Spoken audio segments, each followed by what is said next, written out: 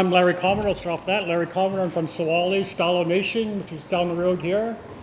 One thing that main thing we're going to be talking about here is the Indigenous struggle for our land, for our resources, for our rights. It's happening worldwide.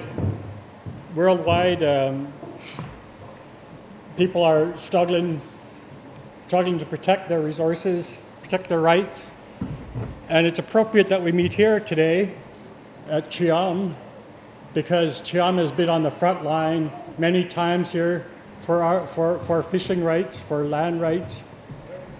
And they've been on the forefront of the struggle on the West Coast. And so it's appropriate then to bring folks from the East Coast who have been on the front line to talk about their struggle and to talk about the similarities here today too.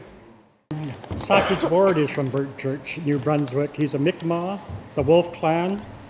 He's a father of 9 children, 4 grandchildren, a caregiver for 1. He resides in Slahamo with his wife Melody and their children. Up here somewhere. He's a veteran of both the Canadian and American militaries. During his military career, he volunteered and excelled at some of the most demanding leadership courses in the military, including the Special Forces Infantry Leaders Course. He finished his military career at the rank of sergeant.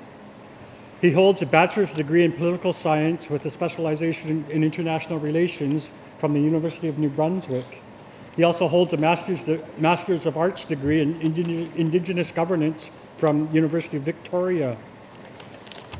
Sakej has a long history of advocating and protecting First Nations' inherent responsibilities and freedoms, having spent the last 21 years fighting the government and industry.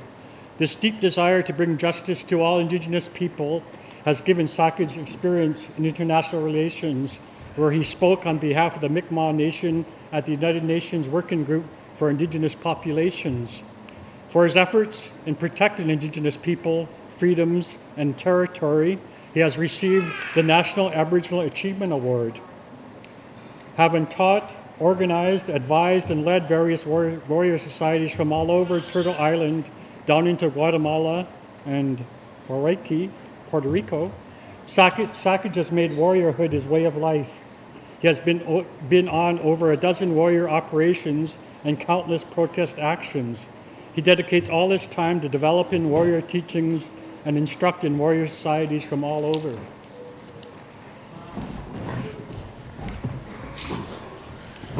I want to begin in a way that I learned when I came out here on the West Coast, and I always find it so fitting now. It's not something I've done on the East Coast with my people. And the first thing we ever do, or the first thing that's done, is to acknowledge the land that we're upon, because a lot of what we'll talk about tonight is about that connection to the land. So I want to acknowledge the land of the Stalo people, in particular this portion of Stalo territory, the Palalt and the community of Chiam. And I don't see June here, but I definitely want to thank her for hosting and bringing us out, and for Larry and Sheila for organizing all this and getting us together, and for everybody having a chance to come out and hear what's going to be spoke about tonight. I'm going to try to speak quickly, because obviously we want to hear our brother and sister talk about this, but I'm going to have to try to summarize a lot of it. Right? I think probably the best way to talk about this, and what I'm going to speak about is warriors and warrior societies, Indigenous warriors, because this is important, because we're talking about a cultural perspective of that role of warrior. And the way to speak about this is to first of all acknowledge that we come from a warrior people. We have a warrior history and we have a warrior legacy. It's the word warrior that throws us off a little bit, right?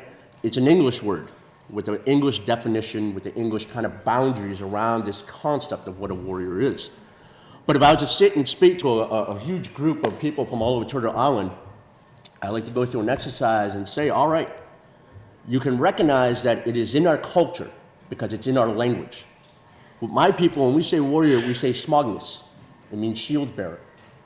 If I was speaking to Mohawk, it'd be, and everybody's Mohawk here, so you tell me the pronunciation, wrote this gonna get there, I believe it is. And that's those who have the burden of peace, of carrying the peace. If you speak to the Anishinaabe, it's a Gitchida, and those are the strong hearts. If you speak to the Lakota, the Nakota, and the Cree, it's Akisita. If you speak to the Nichanos, it's Whitwalk. If you speak to, let's go south, the Yaqui of Mexico. For them, it's, I believe it's the Hayakim. And then obviously over here, it's Stonemish. That little exercise should remind us that it is within our language. It's not something brand new. This is not a political protest group that emerges just out of the 60s or 70s. And it's not something that was spurned on after Oka. It's something that's been with us since time immemorial, thousands of generations, because it is a significant part of our culture, the concept of warrior. So what do we mean by that when we say warrior? I think a lot of people kind of have their perception of warrior is constructed by the media. We tend to think of the angry young guys screaming and hollering, getting mad at a cop, camouflage, has a mask on, maybe he's carrying an AK. Kind of this very, very almost aggressive, violent person. Well, that's partly what warriors do, but it's not everything. And what I mean by that is the image you're seeing is a very sensationalized image to give you the impression that warriors are criminals, that they're terrorists, they're these militant extremists that are way too far away from the realities that we exist in, that these guys are on such a fringe group, they're not worth trying to listen to their message. Right? And it's a technique. And if anybody ever follows Noam Chomsky, you know what I'm talking about when I say stop, think words. There are particularly words that scare us into thinking any more about it. And the idea like terrorism, when you hear the word terrorist, right? Well, here's the deal. Warriors aren't terrorists. When we talk about what it means to be a warrior, you start to understand there is a very significant role to be played out. And more today than any other time, when we look at the industrial impacts of the destruction of our homelands, we understand now that there's more of a need for this role of warrior than ever before. Now, where do we get this idea of this role of warrior? We don't have to make it up. We don't have to sit here and guess what does that mean. We know right from our original instructions. Now, it doesn't matter if you're Mi'kmaq, if you're a Gitchita, it doesn't matter if you look at the Lakota, or all the way over here, we all have a very common concept that we have a responsibility to the land. We have a responsibility to take care of it for the next 7 generations. Think about what that means, responsibility to the land. I'm not talking about private ownership. I'm not saying you kind of cut off a little area and put a fence around it and say it's yours and go ahead and throw a lawn on it. That's not responsibility. You have a responsibility to ensure that that land is handed over to the next 7 generations in as good a condition as you received it, if not better.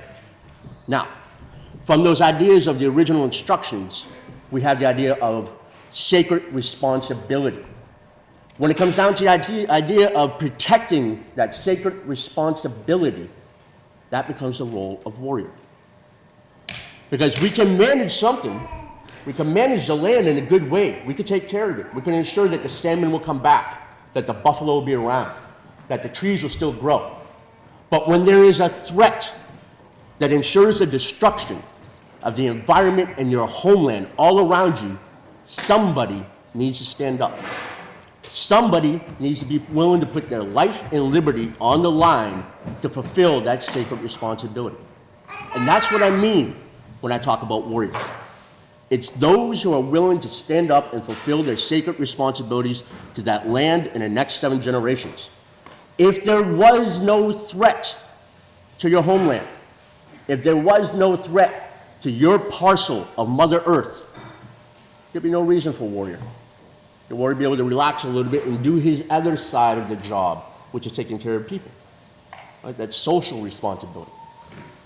But we live in an age right now where that threat is larger and more powerful than any time in history. So that need for the warrior has to come forth from our people. We need to be reminded of who we are and the roles we're supposed to fulfill. Residential school was a great forgetting. That's the point in time when warrior teachings were denied to us. You can't imagine a young 6-year-old kid being brought into residential school and getting warrior teachings from a priest or a nun. No, they were suppressed on purpose. It is that point in time where we could say we've been disconnected from our role of warrior.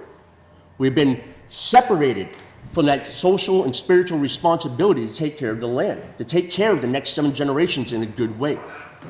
We have to revive that. We have to bring that back. And we have to talk about those roles that will touch on the sensitive issues, that will sometimes see people dress up in camouflage and be willing to do what needs to be done. We have 500 years of history of learning that we're not going to go to court and win a battle to suddenly recognize that colonialism has no power over our land. Colonial courts will not eradicate their own power. We have learned that the political system is designed to colonize us. It's designed to take away the very land that we're supposed to protect. It's designed for them to turn it into profit as a way of taking it away from us. We can't forget our roles, regardless of how tough that fight might look. So when we talk about warrior, that's the person we're speaking about. That person who remembers, has an ancestral memory somewhere deep in their spirit, awakening that warrior spirit that's been suppressed for ages, for a lifetime, with colonial teachings of assimilation. That warrior spirit has been pushed down to be a tiny fading light, barely able to come out. But once in a while, I don't even know what it is, once in 1,000 people amongst our people, somehow find a way of rekindling that fire of that warrior spirit. And they start to remember who they are and what their role is. And that's what we're talking about when we say warrior.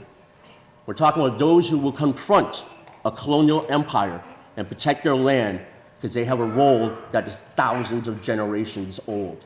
And they know they have to uphold it for the sake of the next 7 generations. So tonight, we have my sister and my brother here, Suzanne and Cody. They're going to speak about their experience with the Mi'kmaq Warrior Society and what happened in El Sabucto.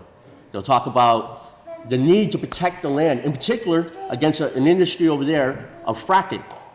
Now, we're going to remember that's not a faraway thing. That's not an industrial project that we don't have a clue about, because there's fracking here.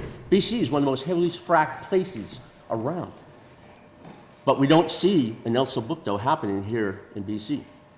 Are we forgetting our responsibilities? Are we forgetting that we need to stand up and start protecting that land? Start looking after the next 7 generations? Are we not taking that serious? Are we so far disconnected from our roles that we can easily buy into the illusion of colonialism? That progress and advanced way of life is somehow going to save us from the very demise that it's bringing us.